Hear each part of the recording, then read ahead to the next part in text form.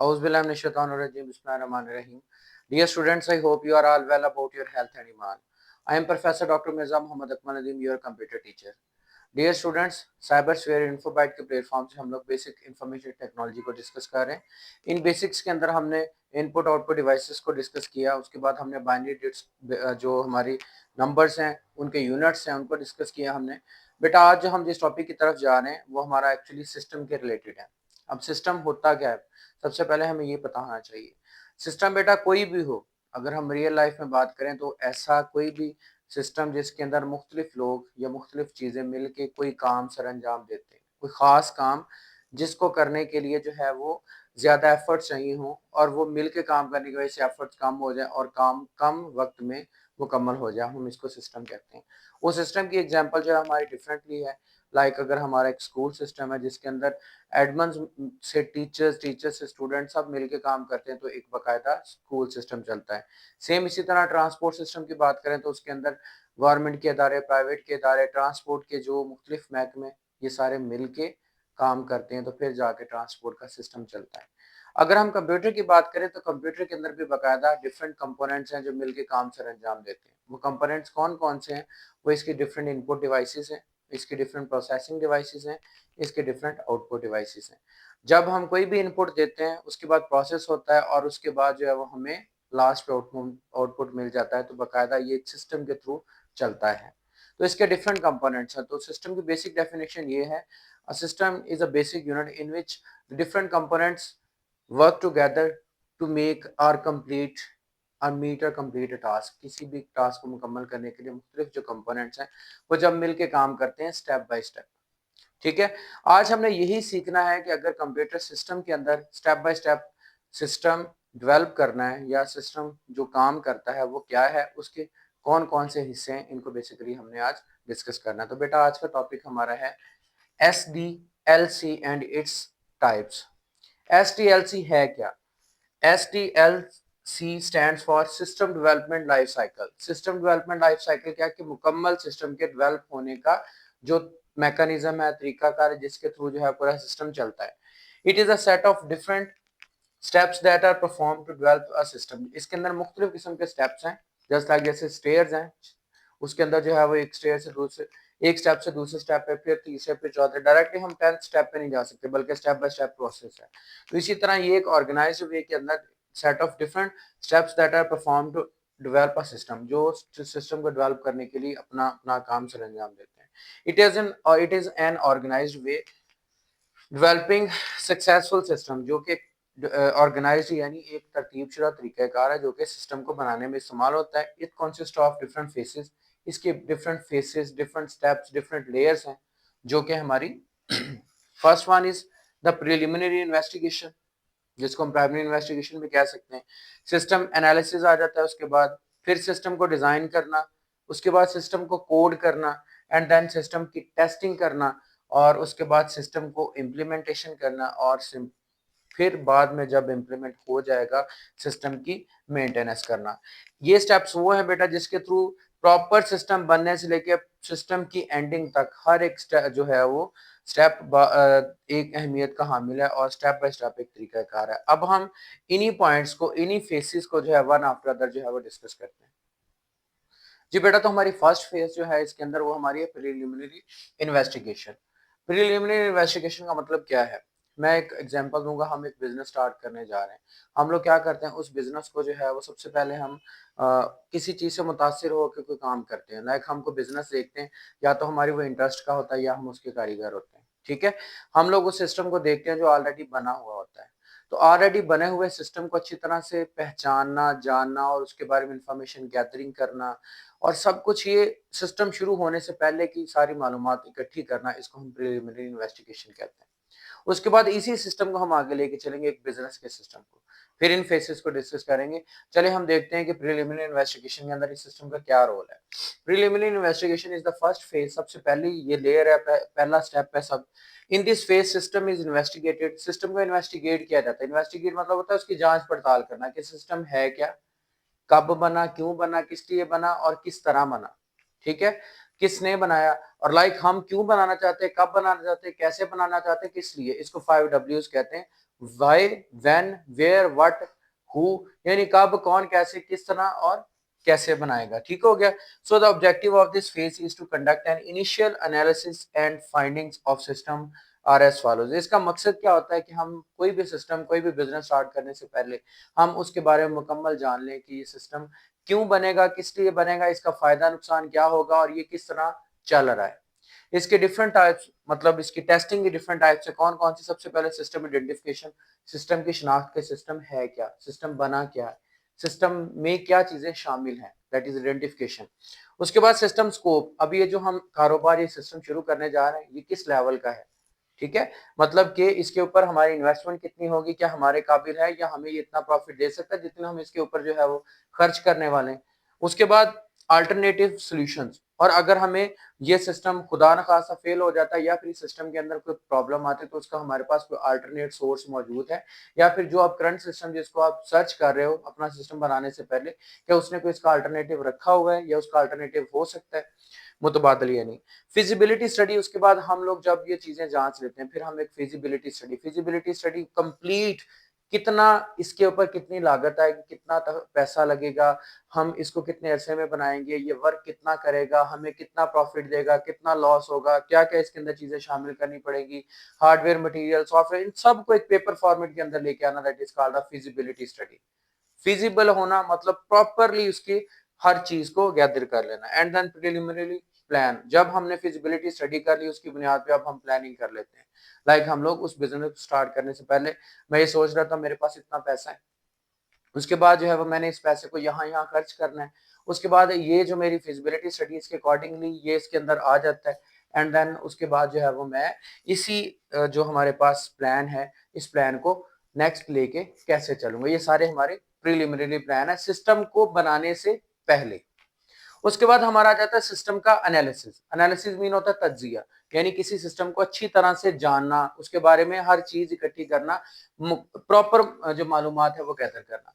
In this phase the current business system is studied, जो चल रहा है सिस्टम, जैसे मैंने पहले बताया प्रीलिमिनरी में भी हम लोग क्या करते हैं, जो पहले सिस्टम चल रहा होता है उसके बारे में इंफॉर्मेशन इकट्ठी करते हैं।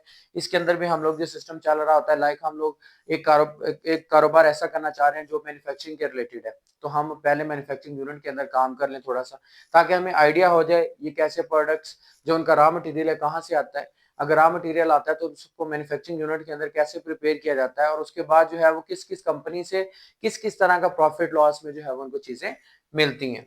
So find how system is studied in detail, business को डिटेल से स्टडी किया जाता है तो find out how it works, कैसे काम कर रहा है, जैसे मैंने कहा वहां पे रह के आप जो है सीख सकते हैं, and how to improve it, और इसके अंदर किस तरह बेहतरी ला सकते हैं। इसमें दो लॉजिक्स हैं, एक तो ये कि नया सिस्टम डिजाइन करना, दूसरा ये कि आपका सिस्टम चल रहा है आप इसको बेहतर बनाना चाह रहे हैं। उसके अंदर भी आप क्या करो, अपने सिस्टम को शुरू से लेकर एंड तक देखो, देखो कहाँ पे कौन सी कमियां, इनको दूर करने की कोशिश करो और सिस्टम को ग्रूम करने की कोशिश करो, और उसमें क्या चीजें चाहिए होंगी वो हम इसके अंदर स्टडी करेंगे।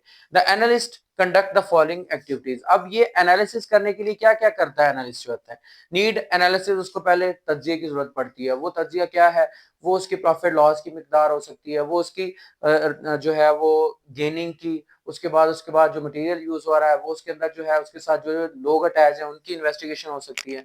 उसके बाद डाटा गैदरिंग, सबका डाटा गैदर कर लेना इकट्ठा, कि मैंने इस मंथ में इतना वर्क किया था, मेरे सिस्टम ने इतना उसके अंदर जो है वो चीजें शामिल हुई थी, इतना वर्क किया था उसके अंदर ये चीजें शामिल हुई थी, like that this is the data gathering. जो एम्प्लॉइज काम कर रहे हैं उनका डाटा गैदर करना, जो चीजें उसके अंदर काम आ रही हैं, जो मशीनें वर्क कर रही हैं, कि लाइक मैं एक मशीन रिप्लेस कर दूंगा एक और मशीन के साथ, तो पुरानी मशीन इतना मुझे जो है वो काम दे रही थी और नई मशीन मुझे इतना काम जो है वो इससे प्रॉफिट देगी, दैट इज गैदरिंग।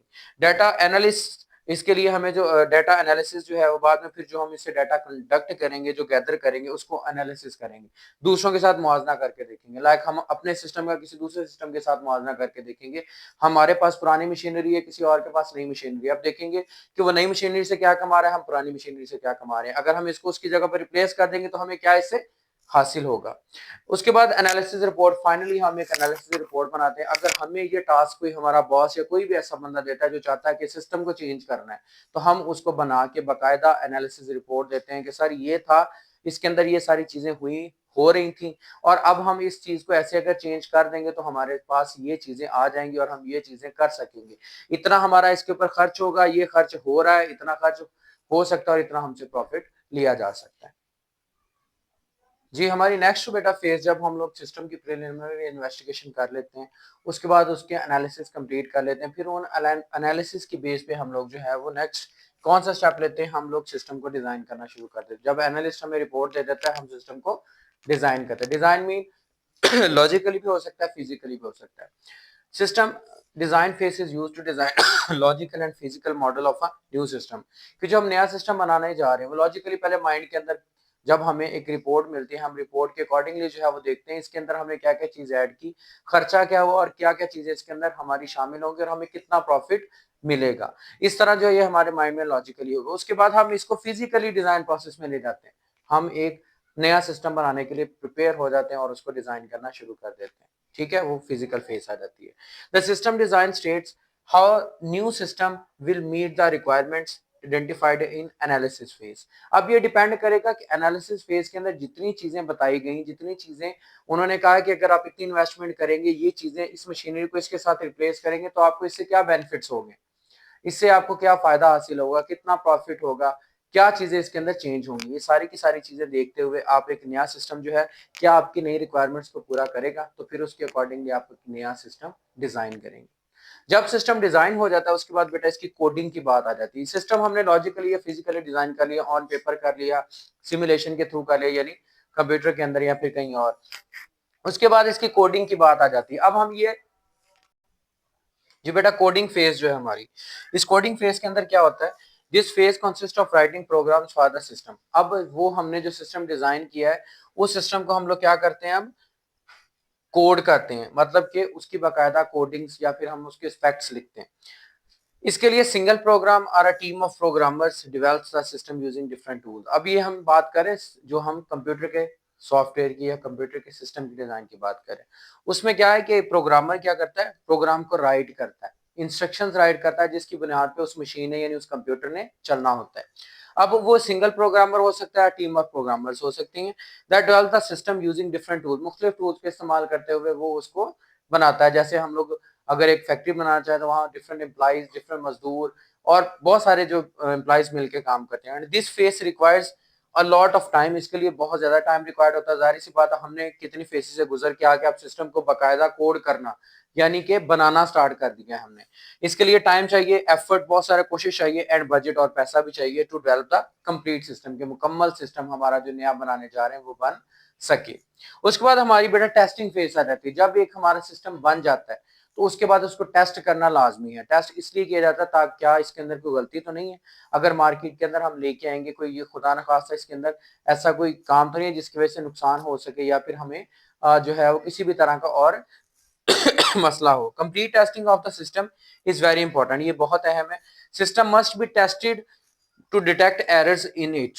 सिस्टम को लाजमी तौर पर टेस्ट किया जाता है। लाइक एक गाड़ी बनाने के बाद जो है वो मैन्युफैक्चरर जो है सबसे पहले मैन्युफैक्चरर जो है वो गाड़ी को टेस्ट करता है। मतलब टेस्ट कैसे करता है, वो रोबोट के थ्रू टेस्ट करता है कि लाइक उसने गाड़ी बना दी, उसके बाद जो है उसने उसको ऑटोमेटेड गाड़ी है या फिर वो उसके अंदर उसने नए फीचर्स ऐड किए हैं जो पहले काम कर रही थी उस गाड़ी के अंदर। अब एक इंसान को बिठा के अगर उसको टेस्ट करेगा और अगर वो सही डिजाइन नहीं हुई है, उसके अंदर कोई प्रॉब्लम रह गई, कोई एरर रह गया है, उसकी कोई चीज ऐसी जो काम नहीं कर रही, तो खुदा न खासा इंसान की लाइफ भी जाया हो सकती है। तो उसके लिए टेस्टिंग के लिए उसने क्या किया होता है कि वो जो बड़ी बड़ी कंपनीज है उन्होंने रिपोर्ट तैयार किए होते हैं जिसको एज ए ड्राइवर इस्तेमाल करते हैं, जिससे उनकी कंप्लीट टेस्टेशन होती है।